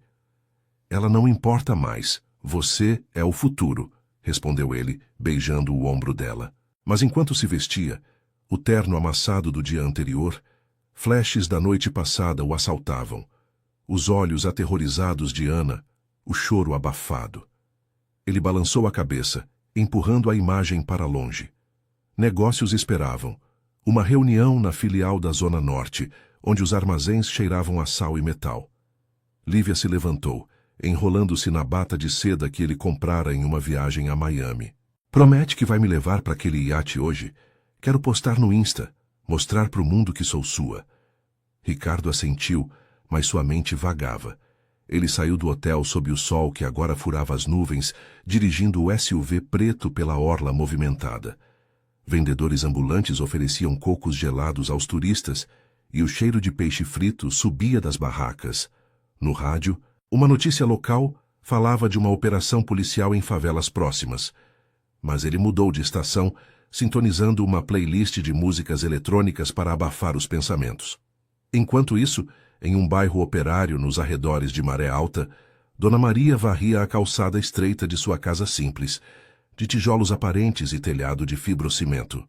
O ar ali era mais pesado, carregado pelo cheiro de esgoto e fumaça de churrascos improvisados. Aos 60 anos, ela acordava cedo todos os dias, o corpo marcado por décadas de costura em oficinas precárias, mãos enrugadas que ainda tremiam ligeiramente ao segurar a vassoura. Seu marido morrera de um infarto há 10 anos, deixando-a com uma pensão que mal cobria as contas de luz e o remédio para a pressão. O filho, Ricardo, mandava dinheiro de vez em quando, mas visitas eram raras. Ele está ocupado demais com o sucesso, justificava ela para as vizinhas, que fofocavam sobre o menino que se deu bem. Naquela manhã, Dona Maria sentiu um aperto no peito ao ver o jornal na porta. Uma matéria sobre violência doméstica em famílias ricas da cidade. Meu Deus, que horror! Murmurou, dobrando o papel e entrando na cozinha. Ali preparou um café coado com pão amanhecido, sentando-se à mesa de fórmica rachada. O rádio chiava uma novela, mas ela desligou, preferindo o silêncio. De repente, o telefone tocou. Um modelo antigo, de disco, que raramente usava. Era Ana. A voz da nora veio fraca, entrecortada. Dona Maria, eu... Preciso falar com você. Pode vir aqui? É urgente. Maria franziu a testa, o instinto materno alertando. Claro, filha. O que houve? Você tá bem, o bebê? Ana hesitou, as palavras engasgando. Só venha, por favor. Não quero falar pelo telefone. Maria pegou a bolsa de couro gasto, com o cartão de ônibus na mão, e saiu para a rua Poeirenta. O ponto ficava a 2 quadras, e ela esperou sob o sol que agora queimava, o suor escorrendo pela nuca. O ônibus 245 chegou lotado, operários e donas de casa apertados nos bancos de plástico. Ela se espremeu no fundo, o cheiro de suor e perfume barato preenchendo o ar. Durante o trajeto, serpenteando por bairros periféricos, com casas empilhadas e murais grafitados, Maria rezou em silêncio, o terço imaginário entre os dedos. Algo estava errado. Ela sentia no ar úmido, no balanço irregular do veículo. Chegando à Zona Sul, o contraste a atingiu como uma onda. As ruas arborizadas, os prédios altos com portarias de vidros. O condomínio de Ricardo era um forte de luxo, guardas na entrada e câmeras em cada canto. Maria mostrou o documento, o coração acelerado, e subiu no elevador espelhado, sentindo-se pequena e deslocada. Ana abriu a porta com olhos vermelhos, o vestido amarrotado. Entre, Dona Maria. Obrigada por vir. Elas se sentaram na sala ampla, o oceano visível pela janela, mas o ar estava carregado de tensão. Ana contou tudo, a voz tremendo, o ciúme de Ricardo, a discussão, a fita na boca. Ele me tratou como lixo. E o bebê? Eu tenho medo. Lágrimas escorriam, e Maria a abraçou, o cheiro de sabonete simples misturando-se ao perfume caro de Ana. Calma, filha. Isso não vai ficar assim, disse Maria, a voz firme apesar da dor que crescia no peito. Ela pensava no menino que criara, o garoto que ajudava na feira, que sonhava grande. Como ele chegara a isso? Vou falar com ele, mas você precisa se proteger. Vamos ao médico primeiro, ver se o neném tá bem. Ana assentiu aliviada pela presença sólida da sogra. Enquanto desciam para o carro de Maria, um Fusca velho estacionado na rua, o telefone de Ricardo tocou no bolso. Era Lívia, ansiosa pelo iate. Ele atendeu rindo, alheio ao furacão que se formava. A tarde avançava, e Maré Alta pulsava com sua rotina desigual. Ricos na praia, pobres nos mercados lotados. Dona Maria, dirigindo pelas avenidas, sentia uma determinação nova, a de uma mãe que não deixaria o filho destruir tudo. Ana, ao lado, acariciava a barriga, o primeiro vislumbre de esperança brotando em meio à dor. Mas o confronto se aproximava, e Ricardo, em sua bolha de ilusões, ainda não via a tempestade que sua própria família invocaria. O sol da tarde filtrava pelas nuvens dispersas sobre Maré Alta, lançando sombras alongadas nas ruas da Zona Sul. O ar úmido carregava o sal do mar, misturado ao cheiro de asfalto aquecido e escapamento de carros. Dona Maria dirigia o Fusca velho com mãos firmes no volante gasto, as juntas dos dedos brancas de tanto apertar. Ao lado, Ana se recostava no banco de vinil rachado, a mão protetora sobre a barriga, sentindo os movimentos suaves do bebê como um lembrete de que a vida seguia apesar de tudo. O rádio chiava uma música sertaneja baixa, mas Maria o desligou, preferindo o ronco irregular do motor e o som distante das ondas batendo na praia próxima. Você tá com fome, filha? A gente pode parar em algum lugar antes do médico, sugeriu Maria, a voz rouca de preocupação, mas com um tom acolhedor que Ana não ouvia há meses. Ana balançou a cabeça, os olhos fixos na avenida larga, onde ciclistas e pedestres disputavam espaço com SUVs reluzentes. Não, Dona Maria, só quero que isso acabe logo. Ver se o bebê tá bem. É o que me segura agora. As palavras saíram baixas, carregadas de uma vulnerabilidade que a fazia se sentir exposta, como se o luxo do condomínio a protegesse menos que o abraço simples da sogra. Elas estacionaram em uma rua arborizada, perto da clínica particular, um prédio moderno de fachada branca com palmeiras na entrada. O estacionamento era lotado de carros caros, e Maria sentiu o contraste bater forte, seu Fusca parecendo uma relíquia entre os modelos importados. Dentro, o ar-condicionado gelado contrastava com o calor lá fora, e o cheiro de antisséptico limpava o ar de qualquer impureza.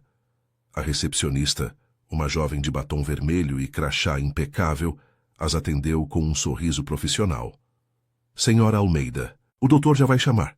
Na sala de espera, com revistas de moda espalhadas em mesas de vidro, Ana folheava uma sem ver as páginas. Maria segurava sua mão, os calos ásperos contra a pele macia da nora. Ele não vai escapar disso, Ana. Eu criei aquele menino para ser homem de verdade, não um covarde que machuca quem ama.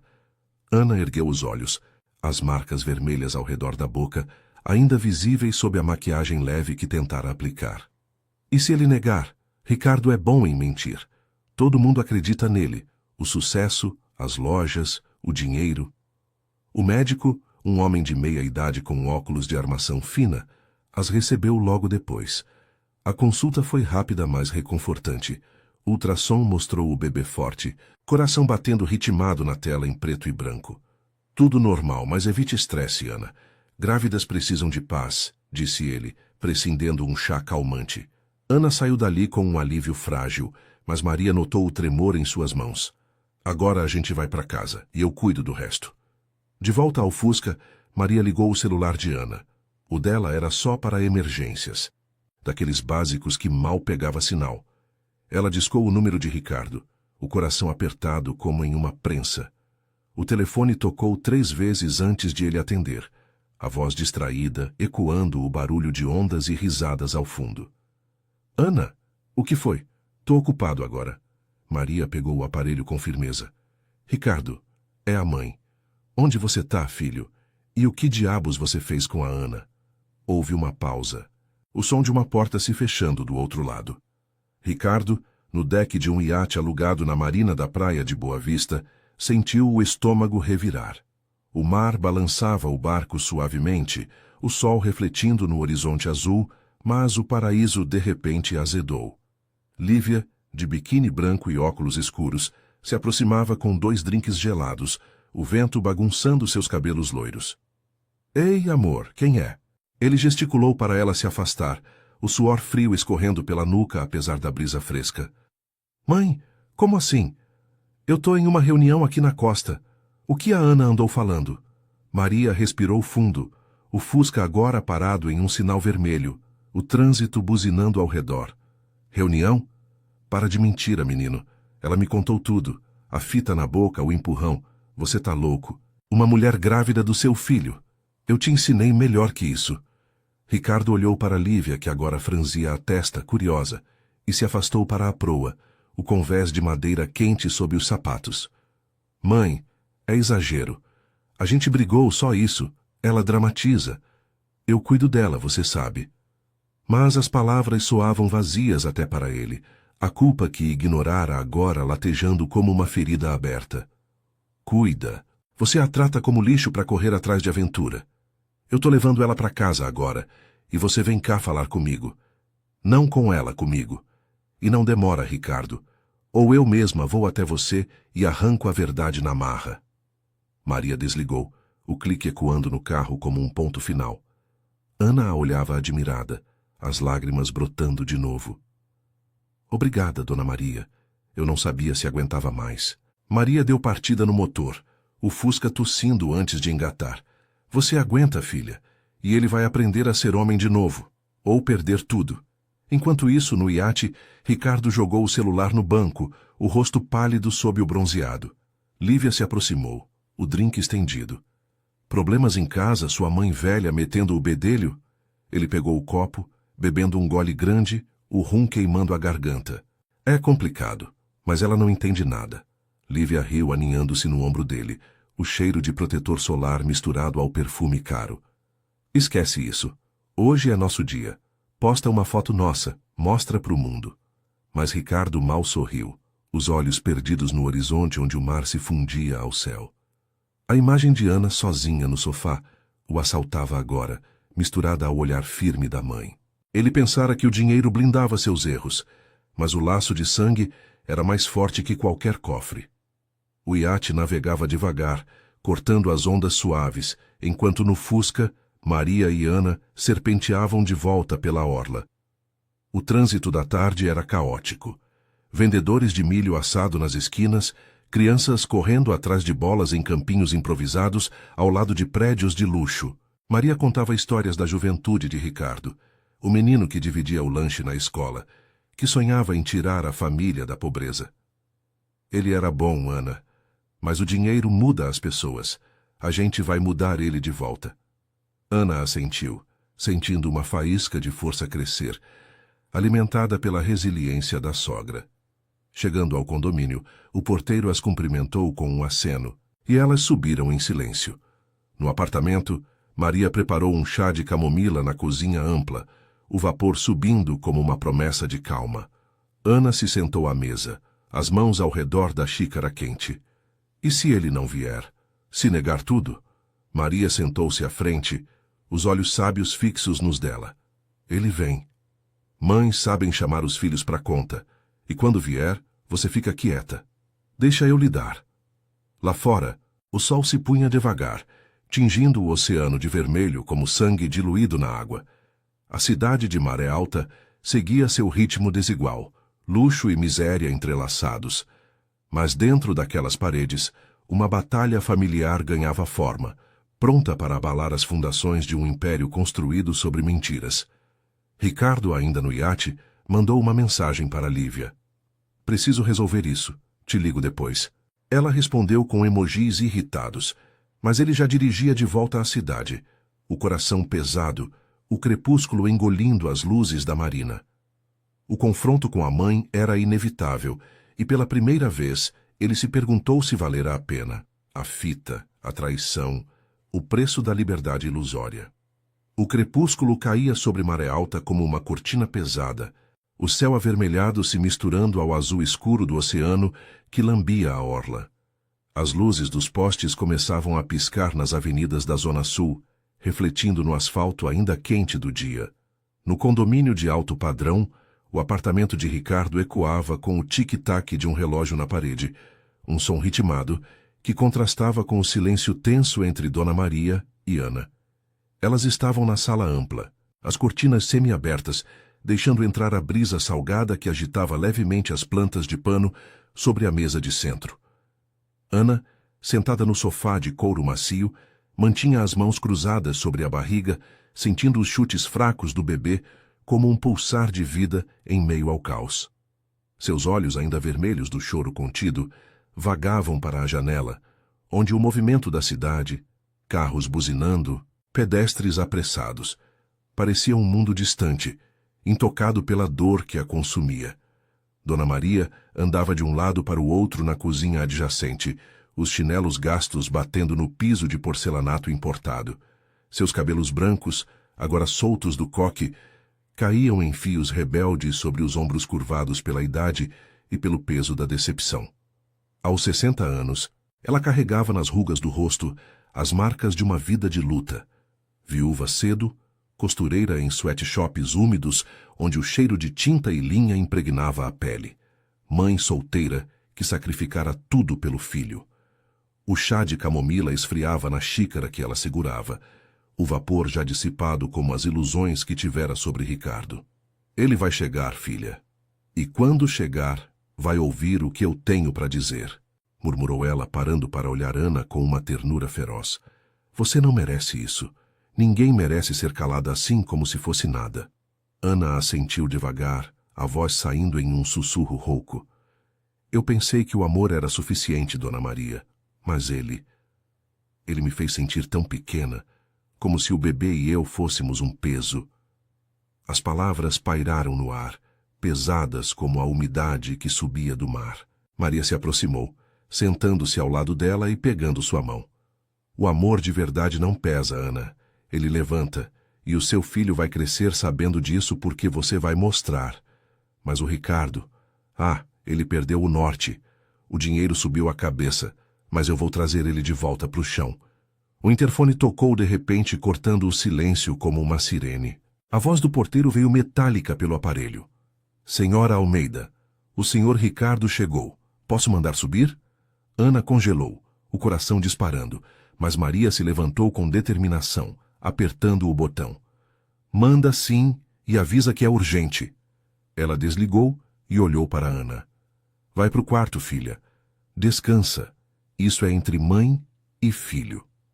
Ana hesitou, mas obedeceu, arrastando os pés inchados pelo corredor acarpetado até o quarto principal, onde se deitou na cama king size, o colchão macio engolindo seu corpo exausto. Pela porta entreaberta, ela ouviria tudo, e isso era o suficiente para dar forças. Minutos depois, a porta da sala se abriu com um clique, e Ricardo entrou, o terno desalinhado do dia no iate agora amarrotado, o cheiro de sal e rum ainda grudado na pele. Seus olhos, injetados de cansaço e raiva mal contida, varreram o ambiente até pousarem na mãe, de pé no meio da sala, como uma sentinela. Mãe, o que você está fazendo aqui? E por que essa história toda?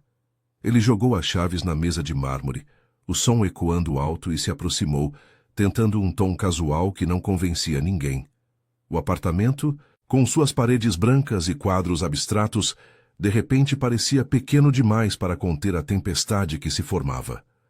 Maria cruzou os braços, os olhos castanhos fixos nos dele, sem piscar.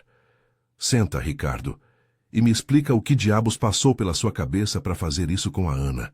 Ela me contou tudo. A briga, a fita na boca dela, grávida de 7 meses. Você virou o quê? Um monstro. Eu te criei para proteger os fracos, não para machucá-los. Sua voz tremia no início, mas ganhou força, ecoando as décadas de lições que dera ao menino que outrora corria descalço pelas ruas poeirentas dos bairros periféricos. Ricardo bufou, passando a mão pelos cabelos grisalhos, o suor frio voltando à testa. Ele se jogou no sofá oposto, as pernas abertas em uma pose de defesa. Mãe, é exagero. A gente discutiu feio, eu perdi a cabeça por um segundo, mas eu não machuquei ela de verdade. Olha isso aqui. Ele gesticulou para o luxo ao redor. Eu dou tudo para ela. Casa, carro, médico. O que mais? Ela tá mimada, só reclama. As palavras saíam rápidas como uma barreira erguida às pressas, mas o olhar desviado traía a culpa que roía por dentro. Ele pensava em Lívia, mandando mensagens irritadas no celular no bolso, exigindo explicações, mas agora aquilo parecia distante, irrelevante diante do julgamento da mãe. Maria se aproximou, inclinando-se para a frente, o rosto a centímetros do dele. Mimada? Você acha que dinheiro compra silêncio? Compra dignidade? Eu trabalhei dobrado para te dar estudo, para te tirar da miséria daquela casa de taipa onde a gente morava, com o teto pingando na chuva. E para quê? Para você tratar a mulher que carrega seu filho como um estorvo? E essa amante? Eu sei, Ricardo. A Ana não disse, mas eu vejo nos seus olhos vazios quando você chega tarde. Você está jogando tudo fora por uma ilusão barata. Lágrimas brotaram nos olhos dela, mas ela as conteve, a voz endurecendo como o aço que forjara sua resiliência. Se você não parar com isso, vai perder tudo. Começando por ela e pelo bebê. Ricardo se levantou de supetão, o rosto corado de fúria e vergonha misturadas. Perder? Eu construí isso tudo. As lojas, o império, sozinho. Você não entende, mãe. A vida com Ana é uma prisão. Lívia me faz sentir vivo. Ele andou até a janela, olhando o oceano negro agora, as ondas invisíveis no escuro, mas as palavras da mãe ecoavam, rachando a armadura que ele vestira. Pela primeira vez, via o apartamento não como troféu, mas como jaula, vazia de afeto, cheia de ecos de mentiras. Do quarto, Ana ouvia tudo, o corpo encolhido sob os lençóis de seda, lágrimas silenciosas molhando o travesseiro. A voz de Dona Maria era um bálsamo e uma espada, cortando as ilusões de Ricardo. Maria continuou. Implacável. Vivo. Você tá morto por dentro, filho. Amanhã você vai se desculpar com ela e vai terminar essa palhaçada com a outra. Ou eu mesma cuido disso, vendo tudo que você tem, tijolo por tijolo, se for preciso. Porque família não se quebra por capricho. Ela se sentou novamente, exausta, mas inabalável. O peso dos anos dando autoridade às palavras. Ricardo virou-se, os ombros caídos pela primeira vez. Mãe, eu não sei se consigo. Mas o olhar dela, cheio de dor e amor feroz, o silenciou. O apartamento mergulhava na noite, o som distante de sirenes cortando o ar úmido, enquanto a família enfrentava o abismo. Fora dali, Maré Alta seguia indiferente com seus contrastes de luzes neon e sombras profundas, mas dentro, as sementes de uma transformação, dolorosa mas necessária, começavam a brotar. Ricardo, pela primeira vez em anos, sentiu o chão tremer sob seus pés de milionário, e Dona Maria, com sua sabedoria simples, preparava-se para reconquistar o filho perdido. A noite avançava densa sobre Maré Alta, o ar úmido carregando o rugido distante das ondas que batiam na praia da orla, misturado ao zumbido constante de geradores nos bairros mais afastados. No apartamento da Zona Sul, as luzes da sala agora estavam baixas, lançando sombras longas sobre os móveis italianos que pareciam sentinelas mudas. Ricardo andava de um lado para o outro, o tapete persa abafando seus passos pesados, enquanto Dona Maria se mantinha sentada no sofá, os olhos fixos nele como se pudesse ler cada rachadura em sua alma. O cheiro de chá frio pairava no ar, misturado ao sal que entrava pela janela entreaberta, e o relógio na parede marcava quase meia-noite, ticando como um coração acelerado. Eu não vou deixar isso assim, mãe. Você não entende o que eu construí, disse Ricardo, parando para encará-la, a voz rouca de exaustão e teimosia. Seus cabelos grisalhos estavam desgrenhados, o colarinho da camisa aberto, revelando o peito suado. Ele pensava nas lojas lotadas durante o dia, nos contêineres de eletrônicos chegando do porto, no império que erguera das cinzas da pobreza que compartilhara com ela. Mas as palavras da mãe ecoavam: família não se quebra por capricho. Ana, no quarto, ouvia tudo através da porta fina, o corpo encolhido sob as cobertas, a barriga pressionando contra o colchão macio. Cada palavra era uma faca, mas também um alívio. Pela primeira vez, alguém lutava por ela. Maria se levantou devagar, as costas doendo de anos curvadas sobre máquinas de costura em fábricas quentes e barulhentas dos subúrbios industriais. Aos 60 anos, seu corpo era um mapa de cicatrizes invisíveis. As noites em claro costurando para pagar a escola do filho, o luto pelo marido que partira cedo demais, deixando-a sozinha com um menino de olhos curiosos. Entendo sim, Ricardo. Entendo que você se perdeu no caminho. Amanhã você vai ao médico com a Ana. Vai mostrar que se importa. E essa Lívia? Acaba com isso agora. Liga para ela e diz que acabou.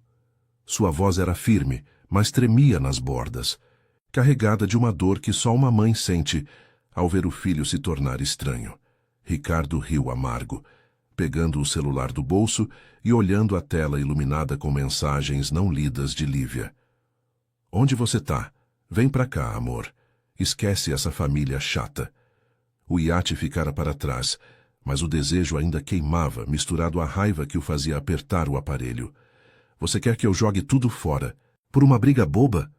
Eu cuido delas, mãe. Dinheiro resolve. Ele discou o número de Lívia por impulso, virando-se para o corredor como se Ana pudesse ouvir. Lívia, escuta. A gente precisa pausar isso. Minha mãe tá aqui, complicando tudo.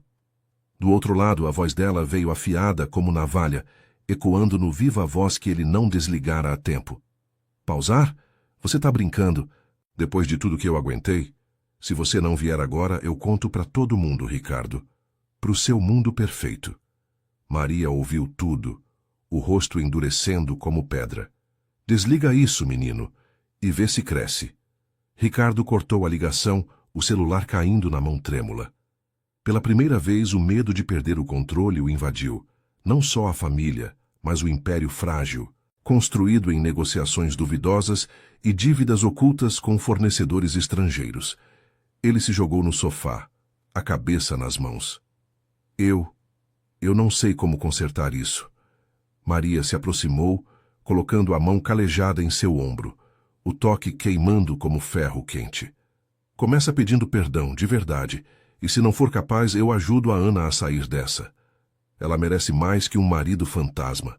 No quarto, Ana se levantou devagar, os pés tocando o piso frio, e se aproximou da porta. As contrações leves na barriga a faziam pausar, mas a curiosidade e a raiva crescente a impulsionava. Ela abriu uma fresta, vendo a silhueta da sogra sobre o filho como uma torre inabalável. Lágrimas quentes escorriam por seu rosto, mas agora misturadas a uma determinação nova. O apartamento, com suas paredes de vidro que separavam o luxo do mundo real, de repente, parecia uma prisão para todos eles. Fora, a cidade pulsava, sirenes de ambulâncias cortando a noite em bairros periféricos, onde famílias como a de Maria ainda lutavam por um teto seco. A manhã seguinte raiou úmida e cinzenta, com garoa fina molhando as ruas de Maré Alta e transformando o asfalto em espelhos escorregadios. O cheiro de terra molhada subia das praças arborizadas da Zona Sul, misturado ao aroma de pães frescos das padarias que abriam cedo para os motoristas de aplicativo. Dona Maria acordara primeiro, preparando um café simples na cozinha high-tech, usando a cafeteira velha que trouxera na bolsa, para não estragar o estômago com essas máquinas caras. Ana se juntou a ela, o vestido folgado escondendo as marcas na pele, os olhos mais claros após uma noite de sono intermitente. Ele dormiu no sofá, Dona Maria. Não quis entrar no quarto. Maria assentiu, servindo a xícara fumegante. Deixa ele pensar. Hoje é o dia de agir. Ela pegara o celular de Ana na noite anterior, rolando pelas mensagens antigas, provas das mentiras de Ricardo, fotos de hotéis e jantares com Lívia. Eu vi o suficiente. Vou falar com um advogado amigo meu, lá do bairro. Ele cuida de casos assim, de graça para quem precisa. Você não vai ficar presa nisso. Ana sentiu o peito apertar, uma mistura de medo e liberdade. Grávida de quase 8 meses, ela imaginava o bebê nascendo em um mundo sem o peso das traições do pai. E o dinheiro? As lojas? Antes que Maria respondesse, Ricardo apareceu na porta da cozinha, os olhos inchados, a barba por fazer. Bom dia. Ana, me desculpa. Foi um erro idiota. Eu estava estressado, mas não vai acontecer de novo. As palavras saíram mecânicas, como um script ensaiado, e ele evitou o olhar dela, focando na xícara que pegava. Ana sentiu a raiva borbulhar, mas Maria interveio, a voz cortante. Desculpa não apaga o que você fez, filho, nem as noites que você passou fora. Eu liguei para o seu contador ontem à noite, descobri as dívidas, aqueles empréstimos para os fornecedores, escondidos da Ana. Se você não consertar isso, eu conto para todo mundo, para o banco, para os parceiros. E ajudo ela a pedir o divórcio, com pensão para o bebê e metade de tudo. Ricardo congelou, o café derramando na bancada de granito. Você o quê? Mãe, isso é chantagem, meu império. Ele se virou para Ana, os olhos suplicantes agora.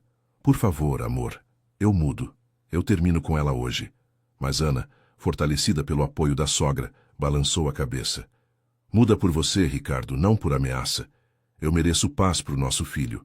O bebê chutou forte, como se concordasse, e Ana sorriu pela primeira vez em dias, tocando a barriga. Maria pegou a bolsa, o Fusca esperando na garagem. Vem, Ana. Vamos ao advogado. E você, Ricardo, arruma sua bagunça. Senão, eu tomo tudo. Não por raiva, mas para salvar o que resta de família. Elas saíram, deixando-o sozinho na cozinha ampla e vazia, o som da garoa batendo na janela como lágrimas não choradas. Fora dali, o Fusca serpenteava pelas ruas molhadas, passando por mercados onde vendedores gritavam promoções de frutas, e bairros onde o cheiro de chuva misturava-se ao de pão de queijo assando. Dona Maria dirigia com uma calma feroz, Ana ao lado, sentindo as correntes se soltarem. Ricardo, olhando pela janela o oceano cinzento, via seu mundo ruir, não pelo mar revolto, mas pela força simples de uma mãe que não deixaria o mal vencer. Enquanto isso, Lívia, em seu apartamento alugado na praia de Boa Vista, rolava o feed do Instagram, postando stories de solidão fingida. Uma mensagem de Ricardo chegara. Acabou, não me procure mais. Ela xingou alto, o vento salgado agitando as cortinas, mas o orgulho a impedia de implorar. Maré alta seguia seu curso desigual, com o luxo das torres contrastando as vielas encharcadas, e a transformação de Ricardo começava, dolorosa, inevitável, guiada pela mão firme de quem o trouxera ao mundo. A garoa fina persistia sobre maré alta, transformando as avenidas da Zona Sul em rios finos que escorriam para os bueiros entupidos de folhas úmidas. O Fusca de Dona Maria chacoalhava pelas ruas irregulares, passando por calçadas onde vendedores ambulantes montavam barracas improvisadas de pastéis e sucos, o cheiro de óleo quente misturando-se ao aroma terroso da chuva. Ana, no banco do passageiro, apertava a bolsa contra o peito, sentindo o peso da barriga como um âncora de esperança em meio ao turbilhão.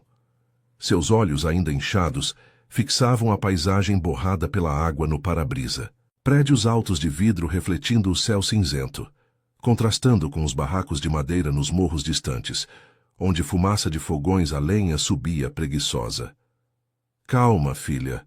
O seu João é um bom homem, advogado aposentado, mas conhece as leis como a palma da mão. Ele ajudou muita gente no bairro sem cobrar um centavo. disse Maria, a voz rouca cortando o ronco do motor. Suas mãos calejadas giravam o volante com precisão, desviando de poças que espirravam nas rodas enferrujadas. Aos 60 anos, ela dirigia como quem enfrenta uma tempestade. Devagar, mas sem parar. Ana assentiu, engolindo em seco. Eu não quero machucar o Ricardo, Dona Maria, mas o bebê. Ele precisa de um pai que esteja presente, não um que some em hotéis. As palavras saíam baixas, carregadas de uma fadiga que ia além do corpo grávido. Era o cansaço de anos, fingindo que o luxo tapava as brechas do coração. Elas estacionaram em uma rua estreita nos arredores da Zona Norte, onde o asfalto dava lugar a paralelepípedos irregulares e casas de 2 andares com grades enferrujadas. O escritório de seu João era um sobrado simples, com uma placa desbotada na porta. Advocacia Popular. Justiça para todos. Dentro, o ar cheirava a papel velho e café requentado, prateleiras abarrotadas de pastas amareladas e uma mesa de madeira marcada por anos de uso. Seu João, um homem magro de 70 anos com óculos grossos e bigode grisalho, as recebeu com um aperto de mão firme. Senta, Dona Maria, e você deve ser a Ana. Ouvi falar do caso pelo telefone. Vamos ver o que dá para fazer. Maria contou tudo, sem rodeios. A traição, a violência com a fita, as dívidas escondidas de Ricardo nas importações, empréstimos de bancos asiáticos que ele encobria com lucros inflados. Ana completou com detalhes, a voz ganhando força ao descrever a solidão no apartamento vazio. As noites esperando um marido que cheirava a perfume alheio. Seu João ouvia atento, rabiscando anotações em um caderno pautado. Pelo Código Civil, isso é violência doméstica, Ana. Lesão corporal leve, mas agravada pela gravidez. Você tem direitos: guarda provisória do filho, pensão alimentícia integral e divisão de bens. Metade do patrimônio é seu por lei, desde o casamento em comunhão parcial. E essas dívidas, se ele as escondeu, pode ser fraude conjugal. Eu monto o pedido de separação de corpos hoje mesmo, para você sair de lá com segurança. Ana sentiu um nó na garganta, lágrimas quentes escorrendo enquanto assinava os papéis iniciais. E o bebê? Ele nasce em 1 mês. Não quero que o Ricardo perca tudo. Seu João sorriu com tristeza, ajustando os óculos. A justiça não pune por punir, mas protege os vulneráveis.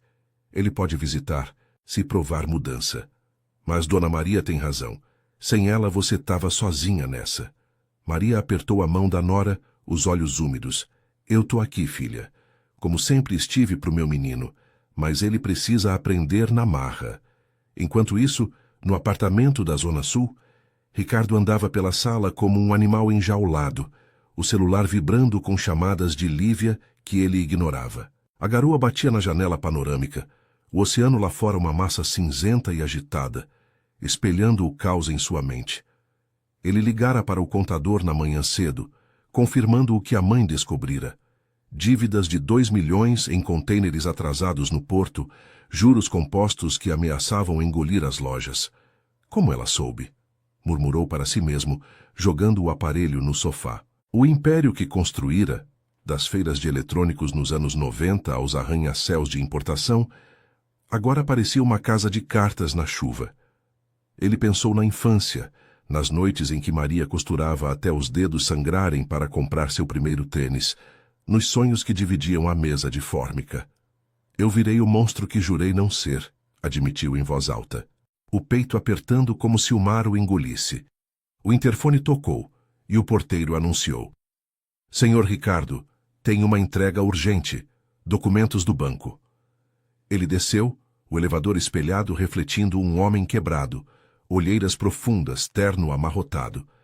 No hall, um mensageiro entregou um envelope pardo, notificação judicial de separação, com ordem de restrição e bloqueio de contas conjuntas. O quê?